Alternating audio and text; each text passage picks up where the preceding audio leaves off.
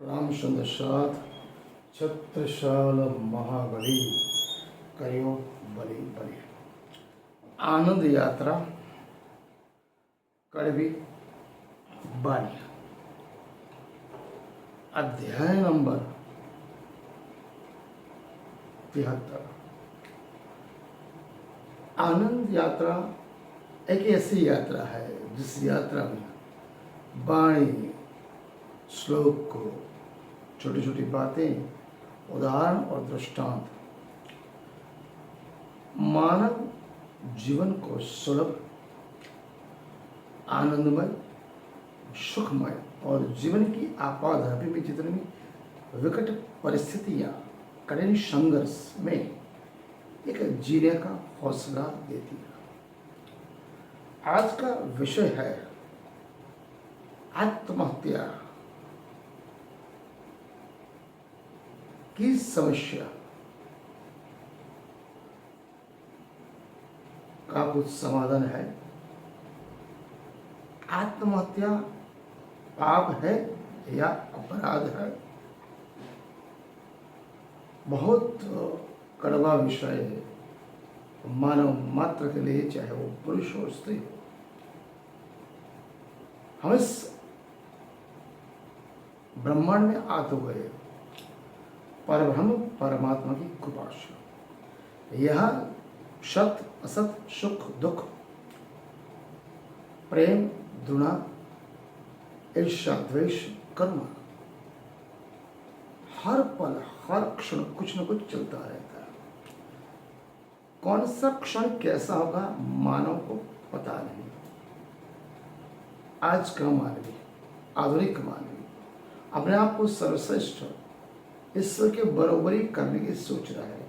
पृथ्वी पर तो है लेकिन मंगल ग्रह पे जा रहा है, चंद्र पे जा रहा है, ईश्वर को चुनौती दे रहा है। लेकिन जब जीवन की आपाधापी कठिन परिस्थितियां कुछ भी आ गया है, तुरंत वो डिप्रेशन में आ जाता है, घबरा जाता है, चिंताएं करता है, मरने की बात करता है। मरना क्या, वो आत्महत्या ही कर देता है।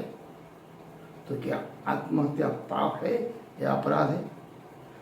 आत्महत्या किसी समस्या का समाधान है, यह विषय पे थोड़ी सी चर्चा करेंगे।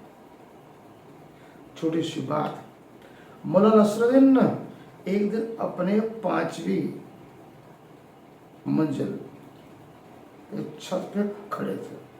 खड़े क्या थे? वो ऊपर से कूदने की बात कर रहे थे।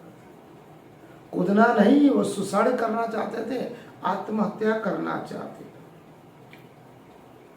सुसाइड करने जा रहा था। याद रखना, जीवन में आत्महत्या किसी समस्या का समाधान नहीं है। परिस्थितियां विकट आएगी, विपदा आएगी, दुख आएंगे, संघर्ष आएंगे। अगर तुम सोचते हो कि मैं मर जाऊंगा, समस्या निपट जाएगी, दुख दूर हो जाएंगे, पीड़ा दूर हो जाएगी, व्यथाएं दूर हो जाएगी, आप गफलत में हो, आप गलत सोच रहे हो। आपको ना मुक्ति मिलने वाली, ना मोक्ष मिलने वाला, ना दुख से आप दूर भाग रहे हो, आप दुख को और बढ़ा रहे हो। दुख और बढ़ेगा, जोर से बढ़ेगा, समस्या और बढ़ेगी, क्योंकि आप तो मर जाओ। मर गए तो अच्छी बात है, पीछे जो पत्नी है, बीवी है, बच्चे, माता पिता तो जीवन भर आपको कोसेंगे कि ये क्या कर गया। अब हमको जीवन बहुत दुष्कर गुजारना पड़ा। अगर जिंदा हो गए, हाथ पैर टूट गए, तो पूरी जिंदगी बेगम हो गए, पूरी जिंदगी दूर रहोगे। इससे अच्छा है संघर्ष का सामना। किसी ने एक मनुष्य पूछा कि मनुष्य पाप या अपराध क्या होता है, क्या दोनों में अंतर है? ज्ञानी जन थे, मुनि थे, उन्होंने बोला हाँ, पाप और अपराध में जमीन आसमान का अंतर है। किसी को मारने का भाव आ गया, यह पाप है। मार दिया, वो अपराध है। झूठ बोलने का विचार आया, वो पाप है। झूठ बोल दिया, वो अपराध है।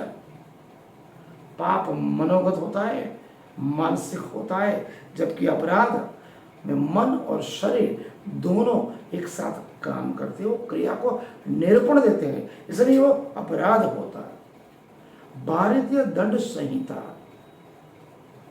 संविधान के अनुसार केवल और केवल अपराधी को ही दंड मिलता है, पापी को नहीं। इसलिए बहुत बड़े ज्ञानी कहते हैं, महावीर स्वामी जैन तीर्थंकर ने बहुत बड़ी बात की, वो भी चीज अपने मन और भाव से होती।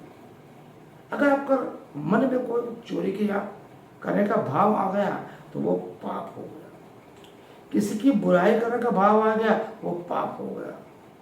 कोई अच्छी लड़की देख ली, उसको पत्नी बनाने का भाव आ गया, जबरन बना ली, वो पाप आ गया। किसी की हिंसा करने की सोचा और मन वचन से कर सोच लिया, वो भाव आ गया, वो पाप हो गया, वो अपराध नहीं होता, उसकी शिक्षा नहीं होती, उसका दंड नहीं मिलता। ये भारतीय दंड संहिता केवल केवल अपराधी को दंड देती है। लेकिन धर्म, अध्यात्म और दर्शन क्या कहता है?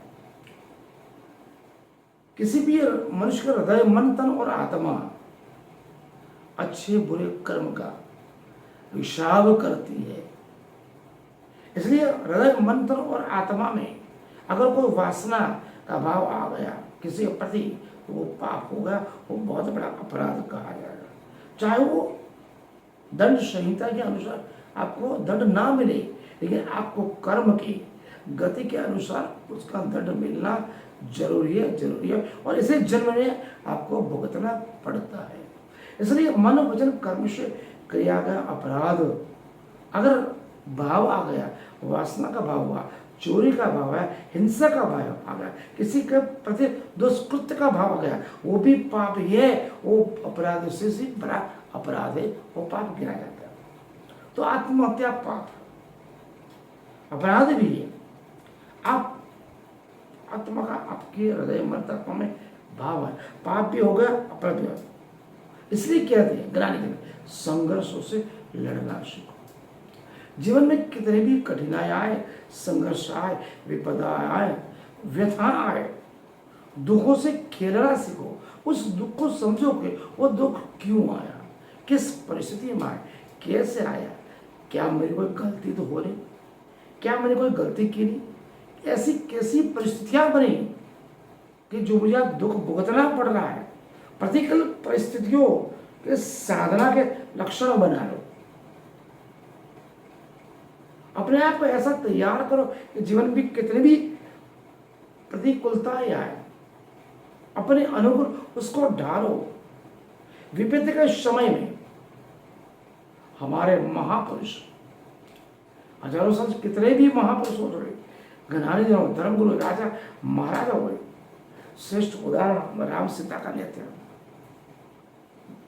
राम और सीता का जीवन चरित्र संघर्षों से भरा हुआ था। उन्होंने जीवन में 14 वर्ष वनवास भुगता। बहुत बड़े अयोध्या के राजा थे, सीता भी राजकुमारी थी। पिता के वचन के अनुसार वनवास भुगता, लेकिन उन्होंने अपने सिद्धांत, आदर्श और नीतिवत्ता नहीं छोड़ी। अंत में वो विजयी हुए। इसलिए हम कहते हैं कि दुख तो आएंगे, गुलाब मखमल की शैया पे नहीं उगता, वो कंटों पे उगता है। तो दुख तो सुख का बड़ा भाई है। दुख आएंगे तभी तो सुख आएगा ना, दुख आएगा तभी सुख आएगा। दुख में आदमी जागता है, जागृत होता है, उसको अपने जीने का एहसास होता है। जब सुख में इंसान बेहोश हो जाता है, गफलत हो जाता है, कहने का तो अभिमान, गर्व, उसका प्राण हो जाता है, उसे हो जाता है मेरे जैसा सुखी दुनिया में कोई नहीं, कभी दुख पड़ने वाला ही नहीं। अगर ड्राइवर रास्ते पर गाड़ी चला रहा है, सीधा रास्ता है तो ड्राइवर बेहोश हो जाएगा, लेकिन वही रास्ता टेढ़ा मेढ़ा होगा तो ड्राइवर की बेहोशी टूट जाएगी, तंत्रणा टूट जाएगी, वो अपने पे भार में आ जाएगा। इसलिए जीवन में सुख का होना और दुख का होना दोनों एक दूसरे के सिक्कों का पहलू है। इसलिए बोलते हैं दुख तो सुख का बड़ा भाई है, क्योंकि दुख में इंसान जागता है, उसकी अपनी शक्तियों का एहसास होता है,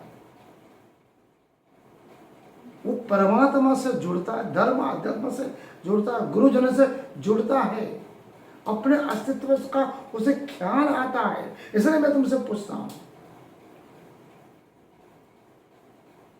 सुख में इतराना नहीं, दुख में घबराना नहीं। अगर आप किसी के बारात में गए, पूरी कचौरी गुलाब में खाए, तभी तो आप तो परमात्मा को याद नहीं करते। दुख पड़ते हो तभी तो याद करते हैं। इसलिए कहते सुख में इतराना है नहीं, दुख में घबराना नहीं। तो जीवन में दुख तो आते, घबराना नहीं, चिकना नहीं, चिल्लाना नहीं। चिकने से, चिल्लाने से और रोने से उस समस्या का समाधान नहीं होता, और रोने वाले को कोई साथ नहीं देता, चिकने वाले को कोई साथ नहीं देता, चिल्लाने वाले को कोई साथ नहीं देता, डरने वाले को सभी डराते हैं, वो साथ देता नहीं। इसलिए बहुत बड़ा पुराना गाना है, सुख के सब साथी दुख में न कोई। इसलिए कहते सुख में इतराना नहीं, सुख में घबराना नहीं। एक बहुत बड़ी अंग्रेजी कहावत है, if you life the world life with you, if you weep you will alone. दुख में आपको अकेले रहना पड़ेगा, अकेले रोना पड़ेगा, अकेले चिल्लाना पड़ेगा, अकेले चिल्लाना पड़ेगा।